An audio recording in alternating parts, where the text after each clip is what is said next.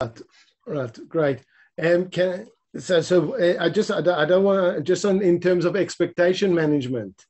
This is, you want me to speak for half an hour, 40 minutes, 10 minutes, 3 hours? What's the story? Do the math. I've got a cable connection. I've got power. So basically, just make it until load shedding.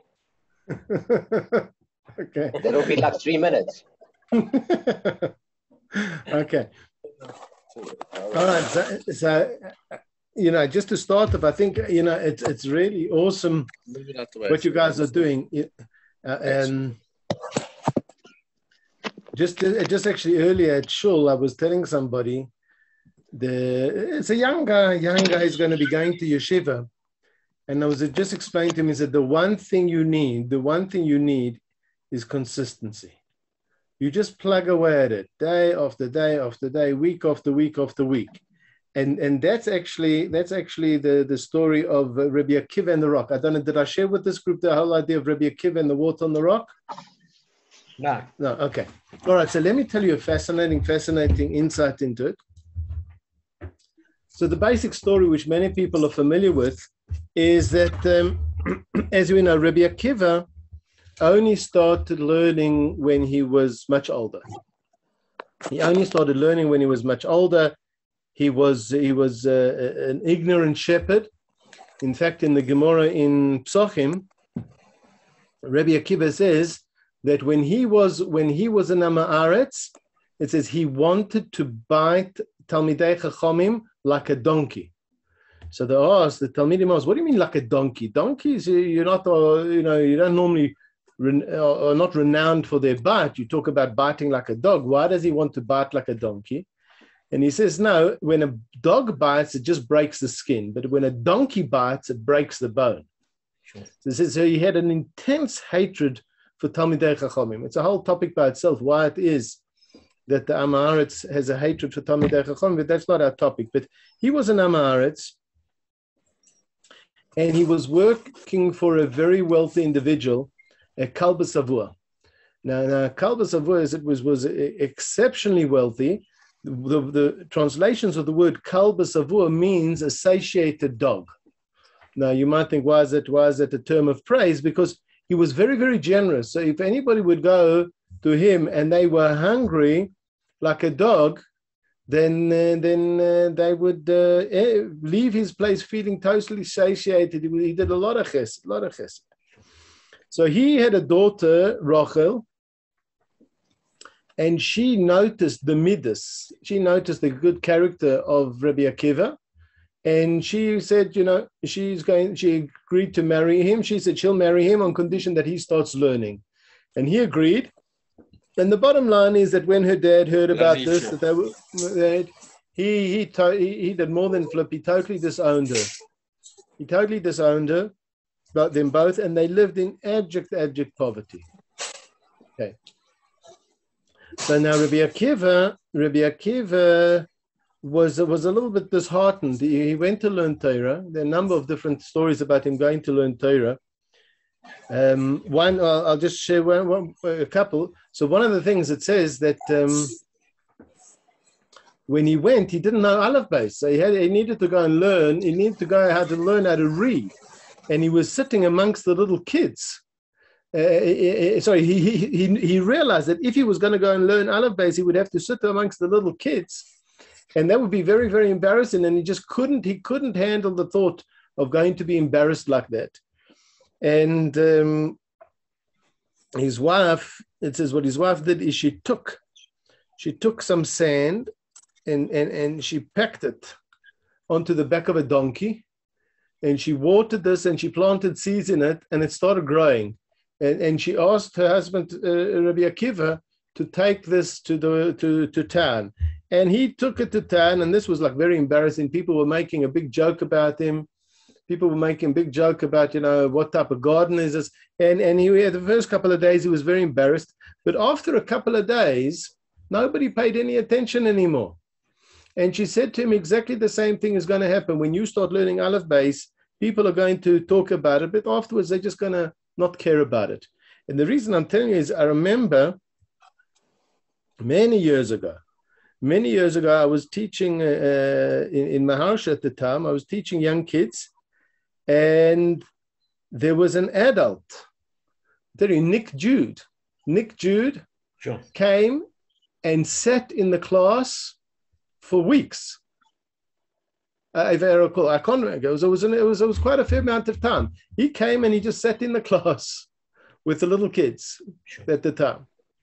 Okay, so now Rabbi Akiva goes, and Rabbi Akiva's learning Torah, and he was getting a little bit despondent. He didn't see much change. And then it said he was somewhere, and he was in a certain place, and there was water, and the water had been dripping on a rock, and now the water had worn a hole through the rock. So it's a famous idea. He says, listen, if water which is soft can make a hole in the rock which is hard, so surely the words of Torah, which are very powerful, can make an impression upon my heart. Now that's the story. Everybody knows that. That I heard once from Rabbi Leuchter. I'm not sure where he got it from.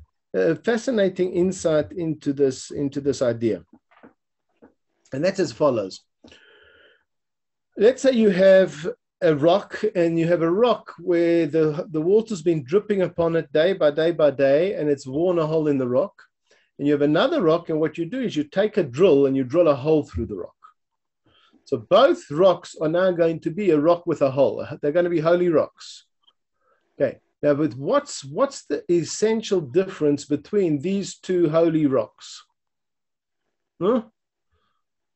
Hang on, just repeat the question between one that's physically drilled and one where the water walks through it. That's right. You've got the one rock where the water's just dripping down and it makes a hole. And you've got another one where you took your big drill, your power drill, and you drilled a hole through the rock. So they both end up as being rocks with holes. But what's the difference between them? Well, I'm thinking, I might be wrong, there's some differences. The one is that the structural strength of the rock that has had water gone through it hasn't compromised the strength of the rock. It's in fact very much part of the rock's character. It hasn't fractured it. When they do fracking or things like that to derive oil, one of the things I worried about with big drilling is the sort of structural integrity that the rock remains upon being forced in a short period of time. Might be wrong. Okay, all right. So first of all, in fracking, what they do is they put high pressure Correct. stuff in it. So I'm saying, but if you have a good drill, and you should manage, because when you're drilling, you're removing the material as well. But the key point over here, which I think you touched upon, is that if you drill a hole in the rock, the hole is clearly something that's essentially external to the rock. It's been imposed on the rock. Whereas the hole that arises because of the water dripping has become an integral part of the rock. Okay. Right? And now, as you said, it's changed. It's holistic. It's integrated. The water dripping upon the rock has made it's changed the character of the rock. Whereas the other rock is basically the same rock. It's just now got a hole in it. There's something happened to it. Right. So he says, so that's what Rabbi Akiva thought. He says the fact that the water can make the hole in the rock is an interesting thing. But the fact that it can now, the hole becomes an integrated part of the rock, that was fascinating. That was fascinating, because it means that when you're learning Torah, it's not that you're taking something else and you're just putting it onto you, right? It's not like you're going to varsity and you're learning accountancy or medicine. I remember hearing, can't remember if it was Rabbi Tetz or somebody else. He was talking about the nature of Torah, and it spoke about a famous Goyish philosopher, and he was a philosopher in ethics, and he was giving an ethics course at some college, some university or something, and in the middle of one of his lectures, a woman stands up, one of the female students stands up and starts accusing him of all horrible things. And like, how can you do this? You're teaching a course on ethics. How can you do this? So he said, you know what? If I'm teaching geometry, do you expect me to be a triangle? Right? That he said there was this disconnect between what he's teaching and what he's learning and what he is. And Torah is not like that. Torah changes the person. Torah changes the person, and that change becomes an integral part of the person. So he's the same person, but he's changed.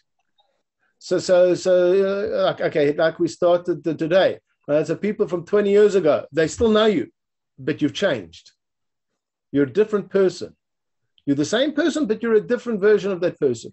And that's what Torah can do. He understood that Torah can make very, very fundamental changes to a person, but you're still the same individual. You're the same individual, but a changed individual, a new, improved, much better. And that new, improved, much better is not that you just put on a Superman costume, right? You've become a new human being. And he also realized that the same way with the water dripping, the water drips, and with each drop, you don't see a thing. You can't go and measure a change that happens to the rock from one drip to the other. But nevertheless, the continuity of all those drops has fundamentally changed. And I think in this Chabura, you can probably all see it in yourselves, and you can see it in your friends, right? That you're fundamentally different people to where you were at the beginning of the whole process. What you've become people who have got a commitment and a consistency in learning Torah, and whereas previously the connection between yourselves might have been based, on van jokes or something similar, right? At best. Okay, that's why I said van jokes. Okay, so now the connection between you is based upon something else. So you've upgraded your relationship as friends, and you've upgraded yourselves. As I said, and so that's a change that you can see. That's a change that you can see in yourselves. And not only that, but you're making progress. I'm saying Bava Kamma, as you know, Bava Kamma is not a comic book. Yes. Right? You're making progress, so what you're doing is you're taking your mind, which is the most precious thing that you've got. You're taking your mind and you're taking time, and you divide it. Okay, what does the Torah want? What does Hashem want? And that's an enormous, enormous achievement. It's an enormous achievement, and let's say you must rejoice. You must rejoice in the achievement and rejoice in the change. So now we're in Rosh Chodesh Elul. Rosh Chodesh Elul are days they called Yemei Rotzen, the days of divine favor. It was during this time from Rosh Chodesh Elul until Yom Kippurim that Moshe Rabbeinu got the second luchos, the second tablets, and it's a time of tremendous divine favor, and you got to like try and plug into that energy. You got to plug into that energy of Ivdu es Hashem b'simcha. You enjoy your learning and you enjoy your growth, and just think about it. Let's say you have a guy in your business, and he's out on the road.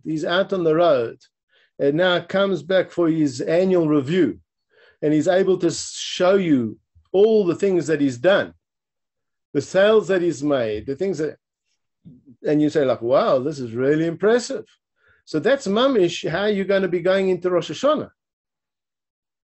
You've got a huge amount that you're delivering. Right? Compare what you're going to deliver this Rosh Hashanah, what you delivered last Rosh Hashanah, what you delivered the year before, the Rosh Hashanah before. You're delivering a lot, and that should give an immense amount of simcha.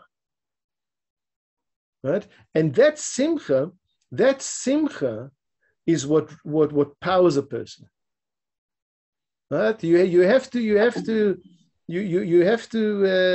set your goals high and enjoy what you're doing, and enjoy the change that's happening in you. And as a Chabura said, you add to one another. I said on the Thursday night share. So in this week's Parshas Re'eh, so it says Re'eh Anochi Nosein Ifnechem Hayoim Brocha Klola. behold, the see in the singular tense, I'm placing in front of you in the plural, broch and klola. So each and every one of us, we have to make the choice ourselves. But when we make the choice ourselves, it actually has an effect upon the whole group. A simple example, people go to a minyan. Who makes the minyan? Who makes the minyan? So people often say, okay, the 10th guy makes the minyan. But we all know that if the 9 other guys weren't there, then there was no minyan. So each one of the 10 makes the 10. Yeah. Each one of the 10 makes the 10. And therefore, each one is like a minyan. Each one is like a 10. That's why the Gemara says that the person who's part of a minyan, it says if they're part of the first 10, it says if they get the reward of all of them. Because 100 is 10 times 10. The 100 is 10 times 10. And that's what you have to know. So when you're part of a group, right, your contribution gives extra value to everybody else in the group. And that's why it's an awesome thing, this Chabura. This Chabura is an awesome thing because you're giving strength to one another and you're making progress together and you're changing as human beings. Like I suppose since I joined the Zoom once in a while, I can also sort of be considered part of the Chabura. But it's an awesome thing. It's an awesome thing. I just want to wish you guys a big yeshar koach and they say chazak very much. You should keep on gaining strength and you should go Michael El Chayil. So, Amen. Amen.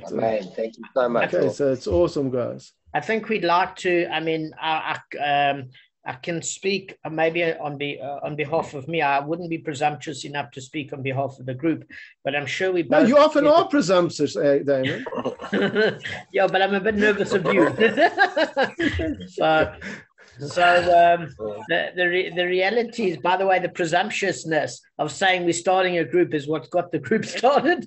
I don't think everybody was a willing participant. It was like being dragged over broken glass, but they humored me.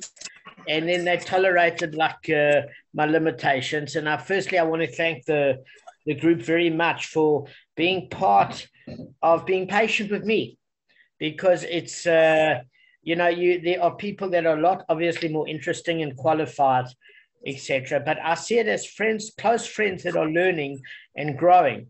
It's a very different sort of setup because we're pushing each other.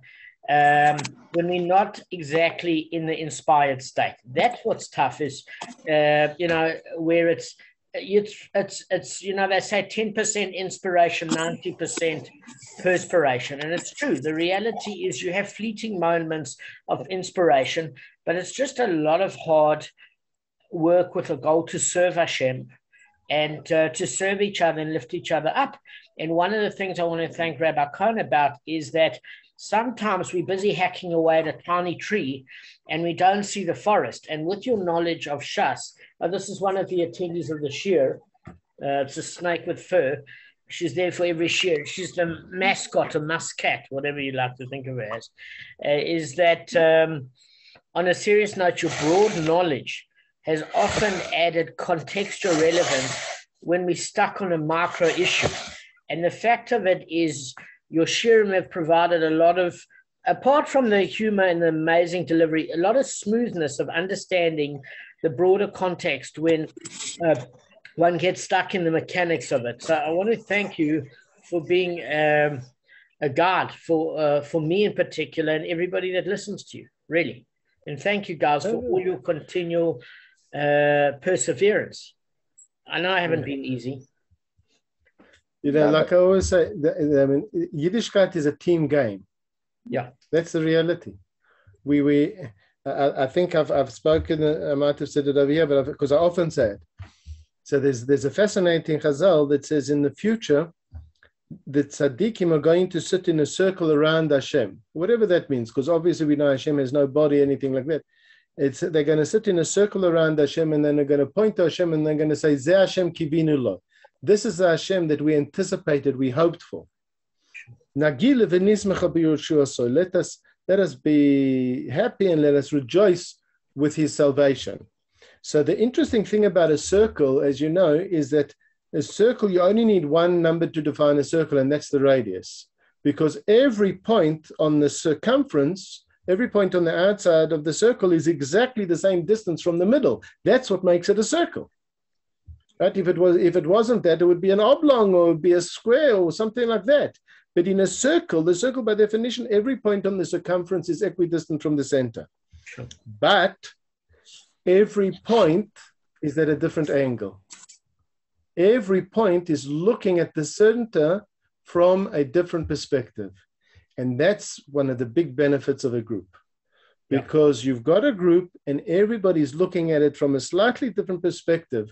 And that way, together, you're able to get a far more holistic picture of the topic. So that's an awesome thing, being part of a group. And that's why I say Yiddishkeit is a team. Yeah. I think somebody else started talking before I interrupted. No, we're listening to you. No. Okay. All right. Thank you. Okay, Thank you. Guys, you should have a very good Chodesh, a good Woche, Shavua Tov, and a Chodesh Tov, and you should mamish carry on going Michal El Chayil. Great. Amen. Thank you, guys. you. Thank you. Amen. Thank you.